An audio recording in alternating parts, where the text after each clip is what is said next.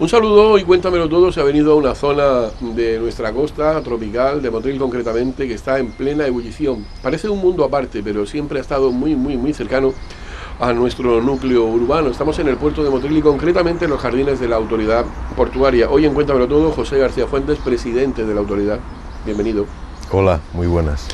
Un motrileño de pura cepa de toda la vida de Dios, porque usted nació en Motril, se ha criado en Motril, ha estudiado en Motril hasta que se fue definitivamente a estudiar fuera a la universidad.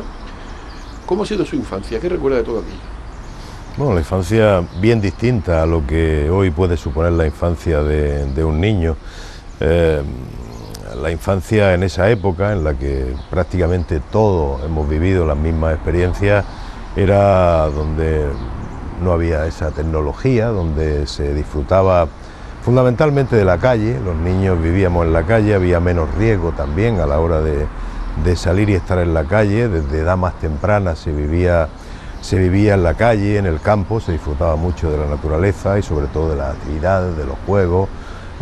Recuerdo también esa época escolar. Yo estudié en el Colegio Garballo de Inelli, donde hoy está la Plaza de las Hermanas Mercedarias, que era su ubicación antigua, y recuerdo absolutamente, bueno, pues como si fuera ayer, la mayoría de las experiencias que se te quedan, ¿no?, la juventud, y que eso es común a todas las etapas, ¿no? Pero es verdad que era una época donde, bueno, pues las experiencias eran mucho más en la calle, había mucha más relación social que hoy en día, y se disfrutaba de otra manera, pero también se disfrutaba mucho. Siendo un adolescente tocó el tema de la transición y usted ya le pilló en el Javier de Burgos recién entrado, ¿verdad?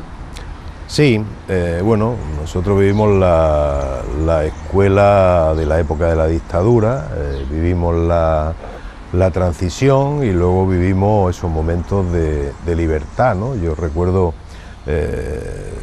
todavía con sorpresa, ¿no?, como en el instituto, pues cuando pasamos de un colegio de la época dictatorial, de la época franquista, a un instituto ya en época predemocrática, digamos, ¿no?, pues la verdad es que la diferencia es brutal, ¿no? Además eran unos tiempos de una convulsión política importante, había muchas movilizaciones sociales. Había también cierto miedo a que se pudiera repetir parte de nuestra historia, y finalmente, bueno, pues la transición fue todo un ejemplo, ¿no?, que nosotros tuvimos la oportunidad de vivir, pero todo un ejemplo de madurez, de un pueblo que quería dejar atrás una época y vivir y mirar hacia el futuro. Como está haciendo en la actualidad. ¿Por qué se fue usted a hacer arquitectura técnica, ¿no? ¿Por dónde le vino esa afición o venía ya de antes? Bueno, me venía de joven. Yo tenía la costumbre, sana costumbre diría yo, de trabajar en vacaciones. Normalmente trabajaba en las vacaciones durante el verano fundamentalmente, y muchos de esos veranos, porque he trabajado en muchos sitios, desde el campo hasta en algún chiringuito, pues algunos de esos veranos trabajé en la construcción, en la obra de peón de albañil, en una hormigonera de joven, ¿no? Y me sedujo mucho, ¿no? Ahí fue donde me sedujo el mundo de la construcción, ¿no? Me gustó mucho ver todo el proceso constructivo, ver nacer desde un solar, ver nacer un edificio, cómo era todo el procedimiento. Siempre generó mi interés, ¿no? De ahí que, a pesar de que hice un bachillerato de letras, porque yo me iba a decantar hacia las letras fundamentalmente, a filología, historia, incluso hasta periodismo, barajé la opción, aunque yo iba hacia las letras, finalmente me decanté hacia las matemáticas en este caso, y hacia la arquitectura, porque me di cuenta... 180 grados el giro. Totalmente, un giro de 180 grados, de ir en una dirección a cambiar, darte la vuelta, empezar a andar en otra distinta, y es verdad que no era fácil, ¿no?, pero bueno, finalmente conseguimos nuestro objetivo y no me arrepiento, ¿no?, porque a mí me gusta, es algo absolutamente vocacional. Usted tiene después una vida en la que se dedica precisamente a su profesión, haciendo incursiones también empresariales, y cuando todo esto va pasando el tiempo, ¿A usted le llama alguien para que se meta en política o le sale así suyo natural? Decir, bueno, voy a intentar o voy a hacer o quiero cambiar o cómo fue aquello. Bueno, yo en mi actividad profesional, mi socio, mi compañero, era concejal del Partido Popular. Él me metió inicialmente el gusanillo. Yo lo único que hice fue, en ese caso, en esa ocasión, fue afiliarme al Partido Popular, creo que fue en el año 1989 o 1990, y a partir de ahí, pues nada, seguí con mi actividad profesional, pero fue precisamente Carlos Rojas el que vino en busca mía, vino a mi despacho para pedirme que apoyara, ¿no? Apoyara o entrar a formar parte de la ejecutiva local del partido y pudiera aportar pues mi conocimiento, mi experiencia. Es cierto que por mi propia actividad profesional, en esa época yo era una persona que tenía mucho arraigo en la sociedad motrileña y por tanto pues mi aportación podía ser buena. Yo por supuesto estuve a su disposición y ahí empezó un poco el entrar a participar, ¿no?, en esa primera línea de la vida política. Llega la autoridad portuaria de Motril y llega de la mano de dos presidentes anteriores, pero el primer motrileño es el tercero y es usted. Seguramente se lo han celebrado mucho y le han dicho, hombre Pepe, por fin un motrileño al frente de la autoridad portuaria. Ya nos costó conseguir tener cierta autonomía, cierta no toda, y ser nuestro propio puerto, y ahora encima un motrileño al frente. Seguro que se lo han dicho muchas veces. Muchas. Y creo que es importante que así sea, no ahora, sino siempre. El conocer tu municipio, el saber cuáles van a ser las reacciones de los vecinos, el saber el impacto que va a causar casi todas las medidas que se adoptan dentro del puerto, yo creo que es un requisito absolutamente imprescindible para estar aquí, porque es mucho más difícil equivocarte, es mucho más difícil meter la pata y es mucho más fácil acertar en tus decisiones. Yo creo que eso es importante, saber las necesidades de los barrios portuarios, de Varadero, de Santa Adela, de Motril, conocer esas necesidades de primera mano, el poder ayudar también a conseguir los logros que para tanto los gobiernos municipales como cualquier otro tipo de administración puedan tener. Todo eso es fundamental y la autoridad portuaria es una buena herramienta para ello, sin ningún género de dudas, ¿no? Por eso es importante, ¿no?, que un motrileño sea el presidente de la autoridad portuaria, porque así mirará con una perspectiva distinta a la meramente mercantilista que puede existir aquí en el puerto, y a la hora de tomar decisiones se tendrán y se sopesarán mucho más otras cuestiones que son importantísimas para los vecinos, para las personas fundamentalmente. El puerto de Motril es uno de los principales motores de desarrollo actualmente de la provincia y crece sin parar. Eso es un factor en el que también hay que actuar y actuar mucho y bien para que esto no se pare. En eso está usted empleándose a fondo, me consta también.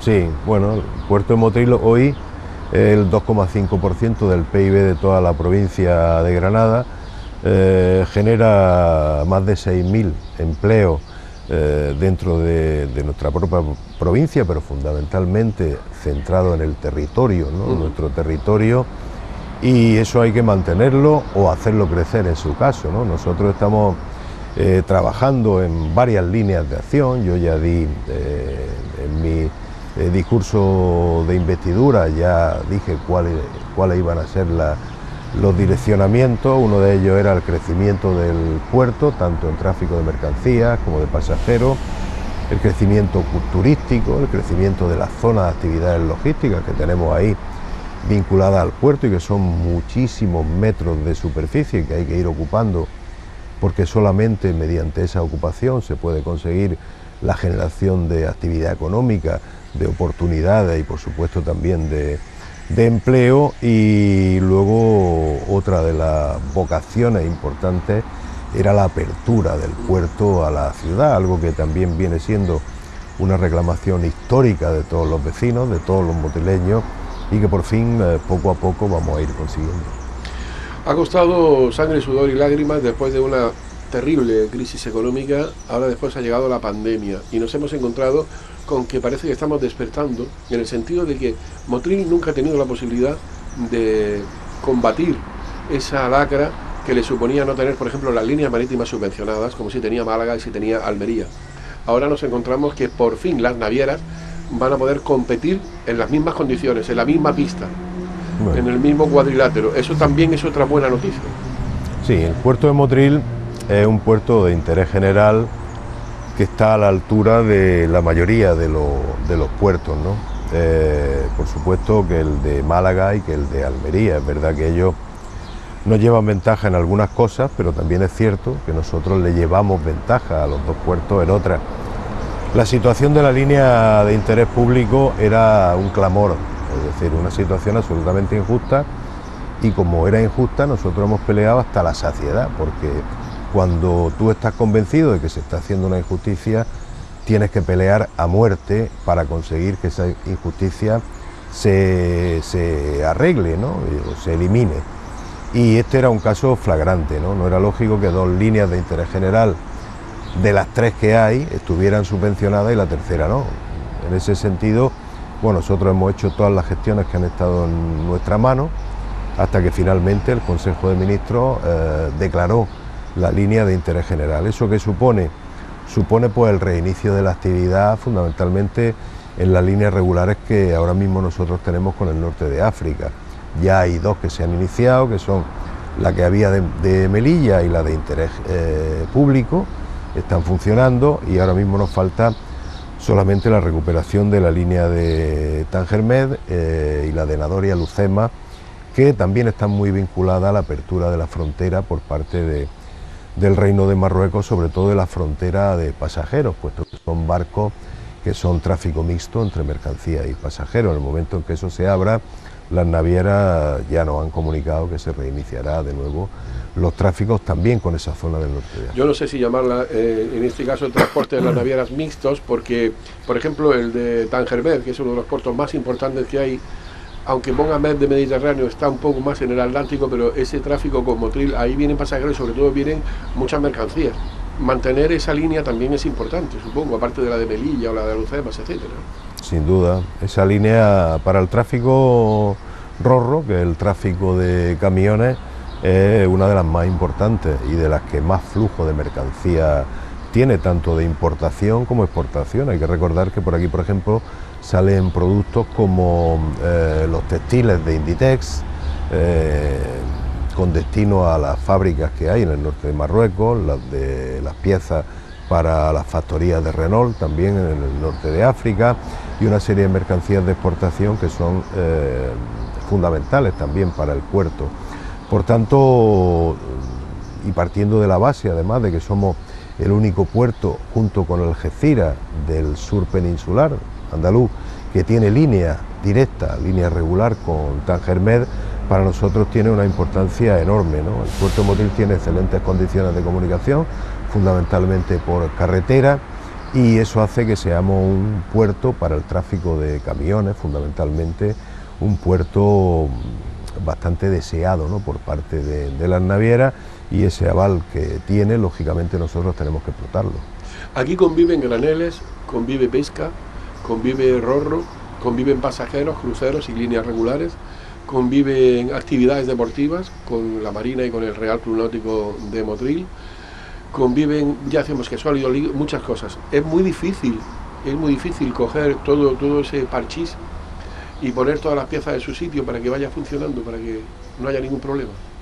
Sí, tiene dificultad. De hecho, nosotros lo primero que estamos haciendo es llevando y materializando ese plan director, en el que lo que pretendemos no es otra cosa que reordenar los espacios portuarios. Es decir, ahora mismo, por ejemplo, el sector pesquero está en medio de dos dársenas comerciales. Eso obliga a tener una doble aduana, una doble inspección, tanto de la Guardia Civil como de la Policía. Obliga, bueno, pues a tener dos estaciones marítimas independientes, dos zonas fiscales independientes, con lo cual lo que se pretende con este plan director es reagrupar los espacios, es decir, en este caso el pesquero y el náutico deportivo, dejarlo en una zona que además será la zona que se va a abrir a la ciudad, y agrupar el tráfico comercial y de pasajeros en las dos dársenas, que serían la dársena interior, la dársena antigua de toda la vida y la dársena de la Azucena con la actividad comercial. Yo le he hablado a usted o le he señalado el puerto como el hermano pobre de los puertos que teníamos al lado, aunque tenga sus ventajas, que también las tiene. Estamos viendo como es un puerto que está abierto y que está cada día más pujante. Pero Motril también se nos antoja muchas veces. ¿Cuántas veces lo ha escuchado? Motril es la hermana pobre también, en todos los sentidos. De hecho, el corredor ferroviario hace 2 o 3 años ya nos dieron el varapalo más gordo que nos podían dar, señor presidente, que es que salte de Almería por Baza Guadix, Granada, y baje por Antequera, Málaga o Algeciras, y Motril, la costa tropical, es la única que se queda alejada de todo el corredor ferroviario del Mediterráneo. No tiene mucho sentido, ¿no? No tiene ninguno, no tiene ninguno. Una situación absolutamente injusta. Por eso también, como le he dicho antes, estamos peleando por eso. El puerto de Motril este año ha tenido un año buenísimo en cuanto a tráfico de mercancías. El año pasado ya fue un año bueno, a pesar de la pandemia se salvaron los muebles. El anterior, el 2019, fue el 4º mejor año de la historia.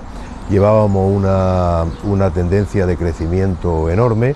Este año, el 2021, el primer trimestre lo hemos cerrado con las cifras récord de tráfico histórico. Incluso se prevé, si todo sigue a ese ritmo, que podamos llegar a ese límite al que nunca ha llegado el puerto de Motril, que son los 3 millones de toneladas de mercancías. Y nos falta una cosa para que el puerto de verdad despegue, ¿no?, que es la conexión ferroviaria. No es lógico que seamos el único puerto de España, de interés general del Estado, que no tenga conexión ferroviaria. Y con la cercanía que tiene con Madrid, porque es tan fácil como eso, ¿no? Bueno, el puerto del sur peninsular más cercano a Madrid. ¿Ha recibido usted, la autoridad portuaria en este caso, con ese proyecto de la Universidad de Granada, muchísimos apoyos de todo tipo, de toda índole? Si el proyecto fuera una pelota, ¿estaría en el tejado de la Moncloa ahora mismo? Está en el tejado de la Moncloa. Está allí, se puede ver. Sin duda ninguna, porque efectivamente la sociedad granadina ya ha mostrado su apoyo de manera unánime. No hay nadie que no lo haya apoyado, desde los partidos políticos, todo el arco parlamentario nacional se ha pronunciado favorablemente a este proyecto, desde las administraciones públicas, tanto los ayuntamientos implicados, en este caso el de Motril y el de Granada también, la Diputación Provincial también lo ha hecho, la Junta de Andalucía también lo ha hecho y además lo ha remitido, insisto, como proyecto estratégico para Andalucía y para España. Las asociaciones, la sociedad civil también de manera unánime se ha pronunciado favorablemente, las asociaciones empresariales de toda la provincia también lo han hecho, es decir, ahora mismo tiene el apoyo de todo, incluso se están recogiendo firmas. El 100% de la sociedad, incluso personas a título particular también. Todo el mundo, se pueden firmar el apoyo y de hecho se ha hecho, yo no sé por el número de miles de firmas que llevamos ya, pero son muchas, y finalmente, bueno, la decisión se tiene que tomar en el Gobierno de España, que es el que tiene que elaborar ese plan nacional, donde se envíen a Europa cuáles son los proyectos que se van a beneficiar de esos 150.000 millones de euros que hay para hacer muchísimas líneas como la que nosotros estamos pidiendo. ¿Vamos a volver a ver cruceros en el puerto de Motril en breve? Sí. Ahora mismo las previsiones que nosotros tenemos es en torno a... Vamos a tener unos 6.000 pasajeros desde septiembre hasta final de año. Lógicamente depende de un elemento importante, y es que el Gobierno central permita las escalas de cruceros internacionales. Ahora mismo los únicos cruceros que se permiten son los cruceros nacionales, es decir, cruceros de cabotaje que embarcan en España y terminan en España, y no todas las comunidades autónomas tienen aprobado el protocolo. Afortunadamente Andalucía sí lo tiene, con lo cual nosotros podremos recibir ya cruceros de ámbito nacional. Eso, yo me refería a cruceros internacionales, evidentemente. Los internacionales, para el momento en el que el Gobierno dé el pistoletazo de salida, que yo creo que va a ser relativamente pronto, nosotros estamos absolutamente preparados para la recepción de esos cruceros y bueno, hay confirmado en torno a esos 5.800 pasajeros en un total de aproximadamente 12 cruceros. En breve vamos a conocer con mucho detalle el plan director y todo lo que hay alrededor de él, pero nos puede avanzar algo, porque hemos visto en más de una ocasión, ya 2 décadas, llevamos viendo maquetas de que el puerto se abre por aquí, el puerto se cierra por allí, el puerto crece por allí, y ahora es cuando se están viendo obras. Sí, ya se están haciendo obras.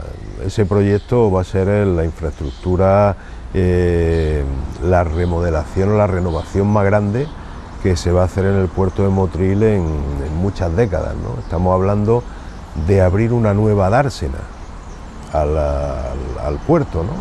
Hacer una nueva dársena donde se van a incluir o se van a albergar los servicios del puerto pesquero y el puerto náutico, abierta completamente a la ciudad, con espacios comerciales, con restaurantes, con zonas de comercio, de ocio, etcétera, y por tanto, bueno, va a ser un proyecto de interacción puerto-ciudad enorme, ¿no? Entonces, efectivamente, nosotros los pasos ya se han dado, se están dando los primeros pasos, porque ahora mismo el paso previo inicial es descongestionar la zona donde hoy están los preembarques, porque es ahí donde va la nueva dársena, dejar todo ese espacio libre, el traslado de los nuevos preembarques y la unión de los espacios, como con esa pasarela que está en ejecución y que se va a terminar en escasamente mes y medio, donde se unen ya las dos dársenas, la dársena interior y la dársena de mercancía, se unen para formar un todo unitario, es decir, se agrupan los usos y se agrupan también los usos que van a estar abiertos a la ciudad, que van a estar integrados dentro de su propia trama urbana, que van a ser paseables sin ningún tipo de valla, a la hora que uno quiera y cuando uno quiera, y que van a formar parte de esos barrios marineros de Varadero y Santa Adela. Eso que vemos mucho en los informativos, en los periódicos, se escucha en la radio, la ZAL, la zona de actividad logística, que decíamos antes había estado un poco dormida en los últimos tiempos por la crisis, ahora por la pandemia, pero se nota que se va reactivando porque hay muchas empresas que están ya realmente interesadas en venirse a la ZAL y tener el puerto muy cercano para trabajar. Sí. Bueno, la zona de actividades logísticas, cuando nosotros la cogimos, estaba ocupada, no llegaba ni al 10%, ¿no? De ocupación. Ahora mismo tenemos ya solicitudes de implantación de empresas para ocupar casi el 90%. ¿Eso qué quiere decir? Pues que quitando ese espacio que vamos a ocupar con los preembarques, que lo vamos a ocupar nosotros, prácticamente el resto de la zona de actividades logísticas, de esos 350.000 metros, ya hay solicitudes de concesión. Y no estamos hablando de quimeras, hay algunas que ya están otorgadas porque se van a empezar de un momento a otro, y otras que no solamente han hecho la solicitud, sino que han presentado toda la documentación, incluso el aval bancario, que ya garantiza que se van a llevar a cabo. Es decir, que si bien son infraestructuras que no se hacen en un día y que la tramitación puede tardar en torno a 5 o 6 meses, es verdad que se van a empezar todas, seguramente algunas de ellas en este año y otras en el año que viene, y que estarán concluidas en un plazo aproximado de 2 años, ¿no? Usted es presidente también de Sun Cruise Andalucía, en Román Paladino. ¿Eso qué significa? Bueno, Sun Cruise es una asociación andaluza de ámbito regional, de ámbito andaluz, que tiene como finalidad la promoción del turismo de crucero en los puertos de interés general del Estado. Es decir, está integrada por los 7 puertos de interés general del Estado de Andalucía, que son Huelva, Sevilla, Cádiz, Algeciras, Málaga, Motril y Almería, y tiene la finalidad, como le digo, de promocionar el turismo de crucero, estrechamente vinculado con la comunidad, con el gobierno autónomo.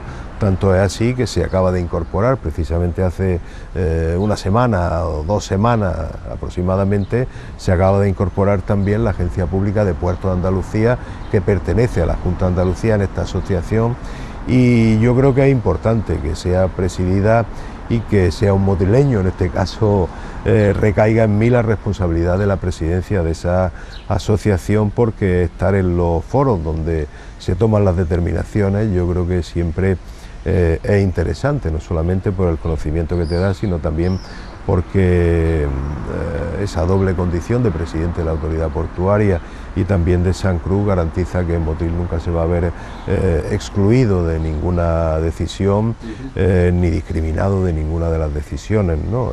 Nosotros ahí desde Sant Cruz se está haciendo un trabajo importante, era una asociación que estaba casi muerta, hemos conseguido reactivarla, ahora mismo tiene un plan de acción, está generando mucho interés por parte de navieras y turoperadores que antes no lo tenía, porque han visto que los puertos se están moviendo y que el destino Andalucía también se está moviendo. Vamos conjuntamente a todo, de hecho hemos ido a Fitur junto con la Consejería de Turismo de la Junta de Andalucía precisamente para presentar ese plan de acción para promocionar conjuntamente con el destino el turismo de cruceros, así que yo creo que es importante y ese plan de acción sin duda va a concluir en que va a haber un incremento sin ningún género de duda del turismo de cruceros en Andalucía y eso va a ser precisamente bueno para Andalucía porque el turismo de cruceros genera también muchísimas oportunidades, ¿no? Andalucía tiene un margen de crecimiento importante y vamos a intentar, pues durante estos años que me corresponde a la presidencia, vamos a intentar agotarlo. A renglón de lo que dice, estaremos en próximas ferias, que después de la pandemia y todas esas cosas que vienen pasando, estaremos en próximas ferias de turismo. Y se me está ocurriendo, por ejemplo, la más conocida que es Fitur, pero hay muchas más. Sí, bueno, hemos estado en Fitur y vamos a estar en todas las ferias internacionales de turismo vinculado a cruceros, ¿no? Un turismo muy específico, ahí es donde se dan cita a navieras, turoperadores, todo el sector crucerístico en general, asociaciones de usuarios y entonces nosotros lo que tenemos que hacer allí, y es allí donde fundamentalmente tenemos que convencer a todos ellos de que tenemos, porque así es el mejor destino posible, porque Andalucía ofrece una cantidad innumerable de posibilidades capaz de satisfacer a cualquier tipo de exigencia de crucerista y porque tenemos unos buenos puertos y desde luego nosotros vamos a defender también a Motril como destino de cruceros, puesto que la provincia de Granada, que es el destino vinculado, tiene un potencial enorme, la costa tropical por supuesto, Granada capital, la Alhambra, Sierra Nevada, el Geoparque, el Valle de Lecrín, la Alpujarra. En realidad, bueno, pues aquí hay una variedad que permite que cualquier turista pueda disfrutar actividades deportivas, el turismo activo, el turismo familiar, es decir, prácticamente todo, ¿no? Y de ese convencimiento vamos a ir a las ferias precisamente para convencer a las navieras de que tenemos un buen destino e intentar bueno, pues que prueben, ¿no? Las que no prueban y las que lo están haciendo puedan hacerlo de manera permanente. Se me ha quedado en el tintero una pregunta al principio, porque casi siempre suelo preguntar por las aficiones de las personas o a las personas. ¿Usted tiene algún hobby aparte de ir al gimnasio? Bueno, mi hobby fundamentalmente y lo que más me beneficia psicológica y físicamente la naturaleza, los deportes en la naturaleza, ¿no? Lo que más me gusta andar por el monte, me gusta correr, me gusta montar en bicicleta, me gustan los deportes de montaña, en fin, eso yo creo que es lo que más ¿Le relaja? Más me relaja, ¿Le carga las pilas? sin ningún género de dudas, ¿no? Luego me gusta también la lectura, me gusta, en fin, disfrutar también del hogar, ¿no? Muchas veces y descansar. Es muy importante para poder tener mente sana e incorpore sano. Presidente, muchísimas gracias por atendernos. Ojalá el puerto, larga vida al puerto, siga hacia adelante como va, que va lanzado, y a no perder el tren. Muy bien, muchísimas gracias, un saludo. Muchas gracias, presidente. La semana que viene más. Adiós.